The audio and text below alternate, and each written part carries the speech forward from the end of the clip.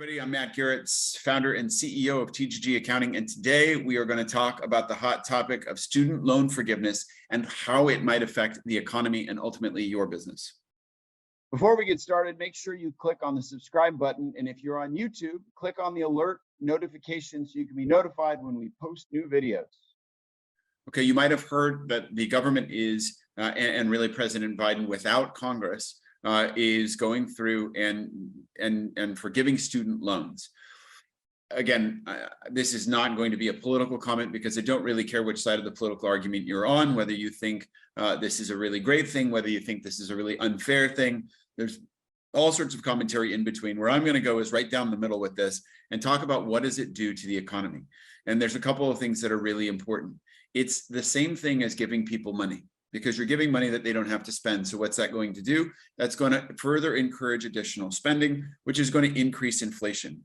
So we've got inflationary pressures today. It seems to be moderating a little bit, but it's still extremely high.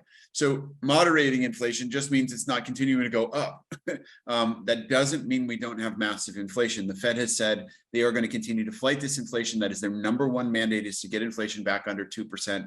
Well, we are at 10%. We have a long, long way to go. So what you can expect out of this is going to further that timetable for the Fed to keep raising interest rates. What does this mean for your business?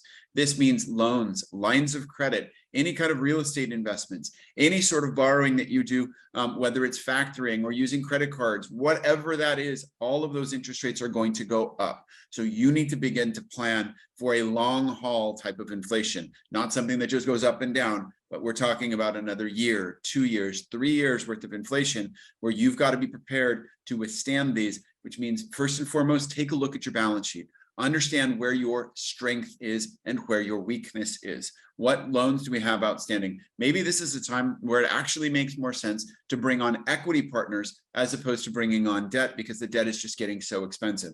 All sorts of things to think about. Look at your leases. Make sure you understand if they have lease escalators in them that are based on inflation, that you understand what that's going to be and you can forecast that out in the future. All of these things mean that the student loan program is just going to exacerbate inflation a little bit more, not a ton, but a little bit more, which is going to stretch out the time that we're going to have to deal with this. So make sure you're prepared.